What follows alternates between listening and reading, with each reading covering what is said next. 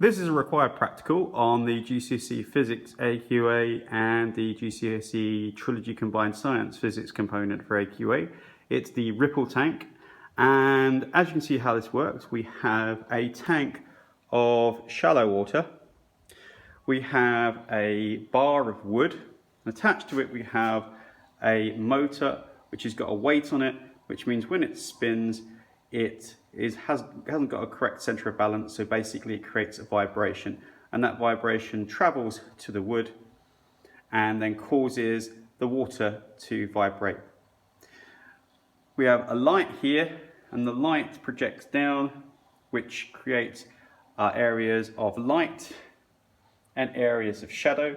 And the areas of light are the tops of the waves, the peaks of the waves, and the areas of dark are the troughs of the waves. So what we can see and what we expect to do with this core practical is we're expected to then make a measurement of wavelength. So if we look at the pattern here, you can see that you've got areas of light and areas of dark. So if we measure from an area of light, which is the peak of the wave, to an area of light again, the next area of light, which is the peak of the wave, that is our wavelength. Sometimes it's quite tricky to do. It can be improved slightly by using something called a stroboscope, which creates pulses of light, which helps it may appear like it's moving slower. If I turn up our power here, okay, to a higher voltage, it will make the motor move faster, and so it will increase the vibrations, so it will increase the frequency. Now we know that frequency times wavelength equals the speed of the wave.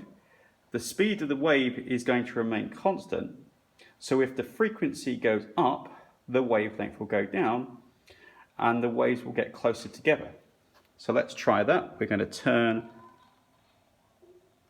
up the frequency, and now the waves are now closer together. And if we continue to turn it up, we can make the waves even more closer together.